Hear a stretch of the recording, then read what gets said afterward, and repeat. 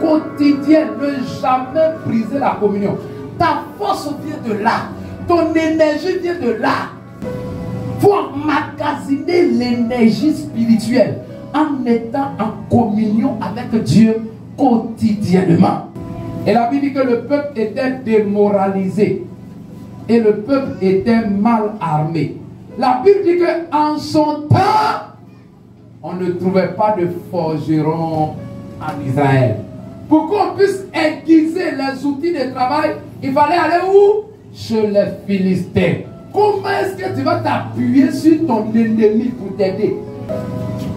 Comment Israël doit s'appuyer sur les forgerons des Philistins pour aiguiser leur épée? J'ai en train de dire, les Philistins, eux aussi. Comment l'église peut essayer de s'appuyer sur le monde, sur les choses du monde? Tu vas voir quelle force. Et c'est pour cela que l'église est faite. Comment c'est les Philistins qui vont aiguiser vos épées? Et quand on lit, ils n'ont même pas d'épée. Les sorts, les bêches là, c'est le matériel de travail pour les champs. Il n'y a pas d'épée. On leur dit non. Si c'est une épée là, on l'aiguise. Où sont passés les forgerons? Pourquoi n'y a-t-il pas de forgerons? Il y en avait peut-être, mais peut-être que les Philistins les avaient éliminés. Ceux qui essayaient de se former, ceux qui essayaient de s'élever, les Philistins les avaient éliminés. Ils voulaient empêcher Israël d'avoir des forgerons. Des hommes capables d'aiguiser leur épée. Des hommes capables de prier de 1h à 6h du matin. Des forgerons dans la prière. Des forgerons dans l'intercession. Des forgerons dans l'évangélisation. Empêchons-les. Ces hommes et ces femmes de qualité.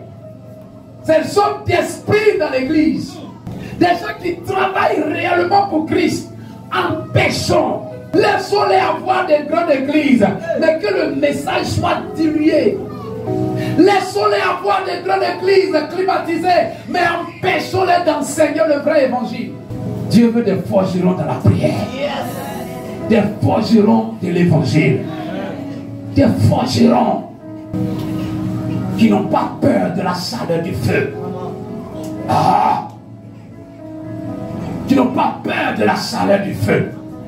Ils n'empêchent pas, disons, ils n'ont pas empêché Saül, Jonathan, Israël d'exister. Mais ils les ont empêchés d'avoir la puissance. Dieu, il peut ne pas t'empêcher de faire des choses, mais il va t'empêcher, soit d'être dans la vérité. T'as dit, tu raisonnes, tu prends des têtes quand tu t'enseignes l'évangile, tu raisonnes, oui. C'est lui qui fait ça. J'ai fait la délivrance de manière, ça m'a marqué. Ça m'a marqué. Le Seigneur m'a dit, coupe ses cheveux. C'était là. Et je coupais ses cheveux. Et le lendemain matin, dans sa confession, elle dit, ce sont ses cheveux. Elle est à l'église. Elle est dans l'église, mais elle n'est pas sauvée. Elle vient pratiquer la sorcellerie à l'église.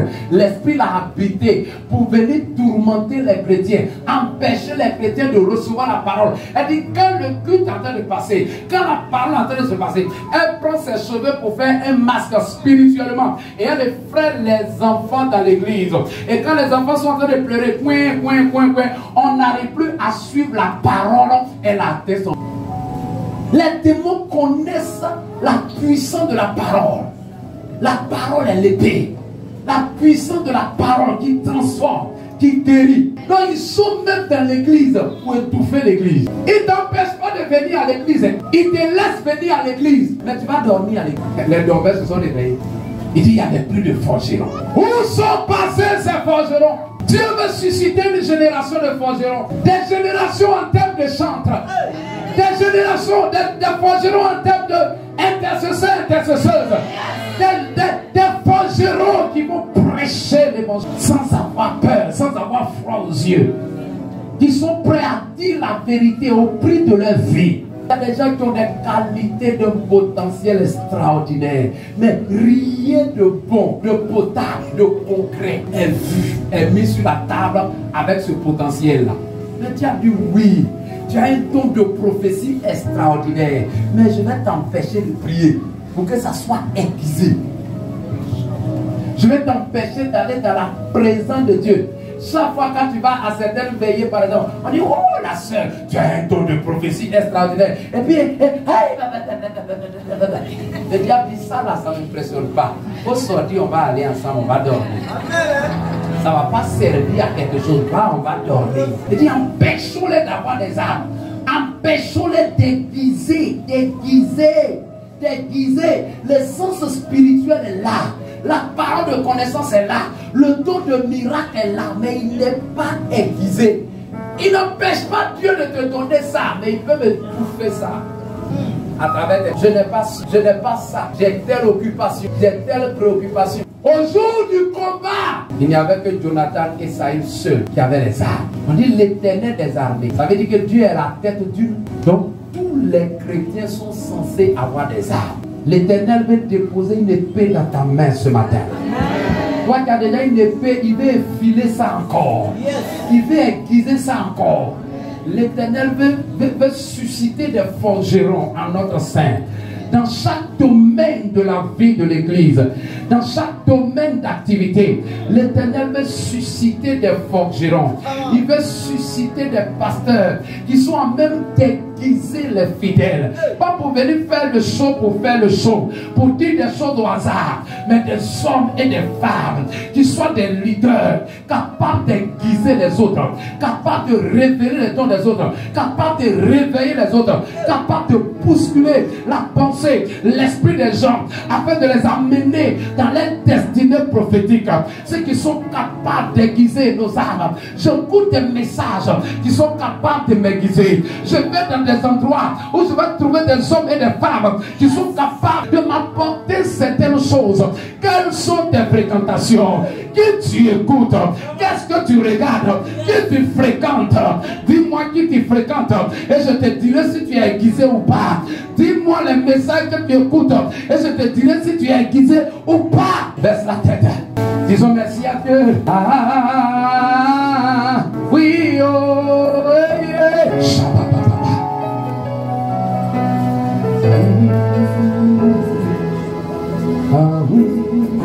En Israël, en son temps, ils étaient obligés d'aller vers leur ennemi. Ils étaient obligés de s'appuyer sur les choses du monde pour avoir des ressources. Je refuse ça au nom de Jésus. Le monde n'a rien à m'apporter.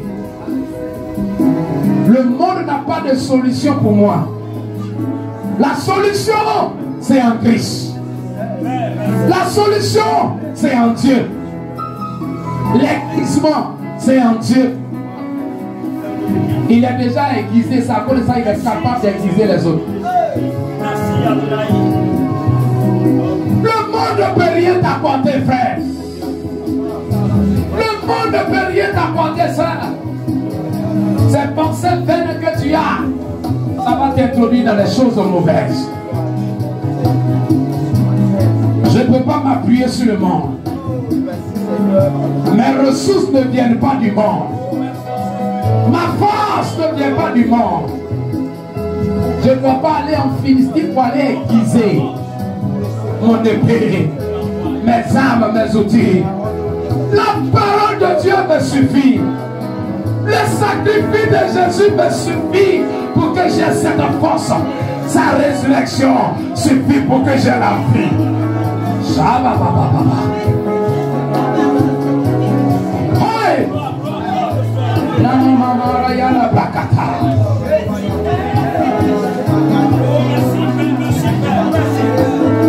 D'ici peu, il y a des personnes, il y a des hommes qui ont été sous l'influence de notre voix depuis longtemps.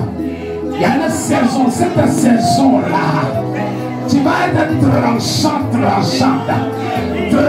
dans la prière, tranchant dans la parole, tranchant dans la louange, tranchant dans l'intercession.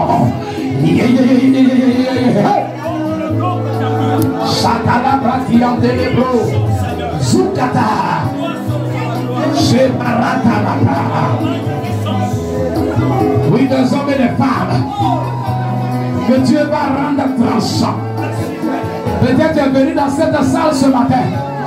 Le trident de ton épée était émoussé. Oh, le trident de ta vie de prière était émoussé. Le trident de ta vie d'évangélisation était émoussé.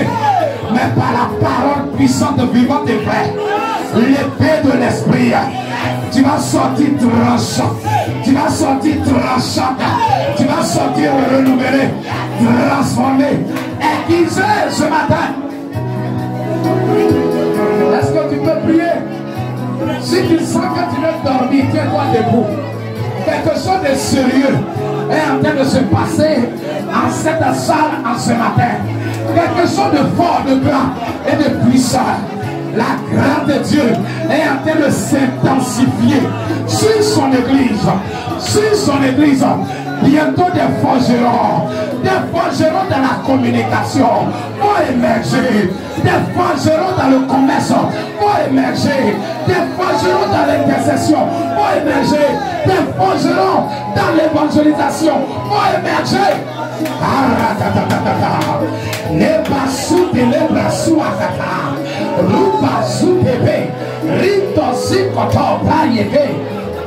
Est-ce que quelqu'un peut prier? Si tu m'as compris ce matin, ce qui avait été étouffé, ce qui était émoussé, va commencer à s'élever depuis ton intérieur. Depuis ton intérieur, quelque chose va s'élever. Quelque chose est en train de se lever. Depuis ton intérieur, depuis ton intérieur, depuis ton intérieur, quelque chose, un esprit, une force est en train de se lever. Est en train de se lever.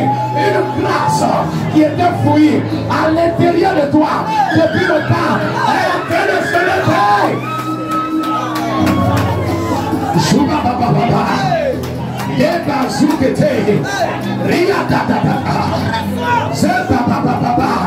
Faut pas être distrait, bien aimé. Je sais de quoi je parle. Il va y avoir des transformations, des choses extraordinaires, des choses extraordinaires. Aïe, aïe, aïe, aïe, aïe. Parce que Dieu va t'aiguiser. Dieu va t'aiguiser. Et il va aiguiser ton épée.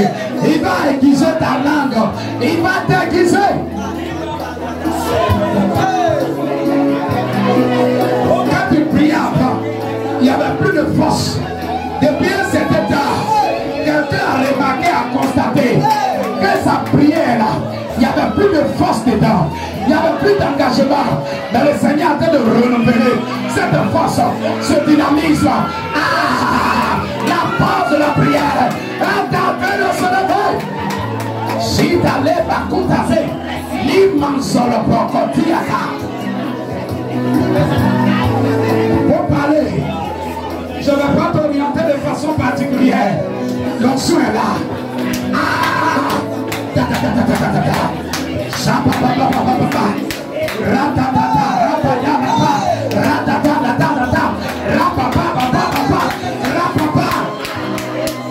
Il y a des dons qui sont en train d'être aiguisés.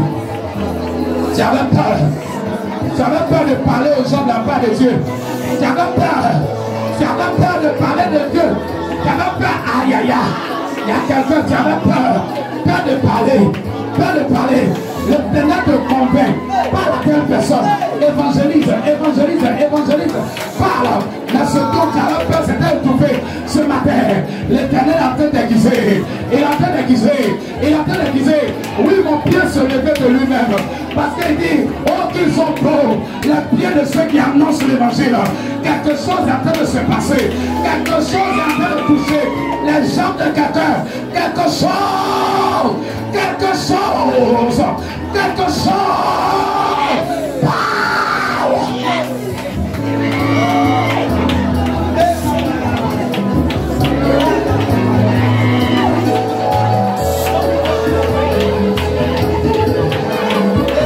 Ne reste pas mal de cette grâce. Il y a une grâce qui est intense. Elle est intense ce matin. Elle est intense ce matin. Il y a des forgerons. Il y a des forgerons. Il y a des forgerons. Tu as été un forgeron. Mais on t'a empêché de faire ton travail de forgeron. Mais en ce matin, l'Éternel se lève. Il se lève. Il se lève. Il se lève. Il se lève. Ah!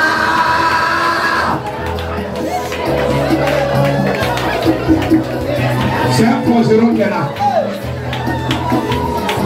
Il a un esprit, je lui donne un esprit intrépide où il n'a pas peur.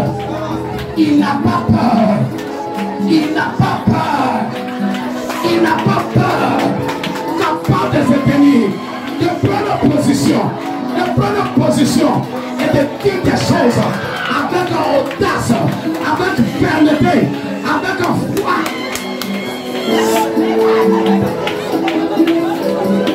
Cette onction est en train de tomber. Cette onction est en train de tomber. Cette grâce est là. Oh, elle est en train de se promener pour voir qui est disposé. Pour voir qui est disposé. Afin de recevoir. Afin de recevoir. Afin de recevoir.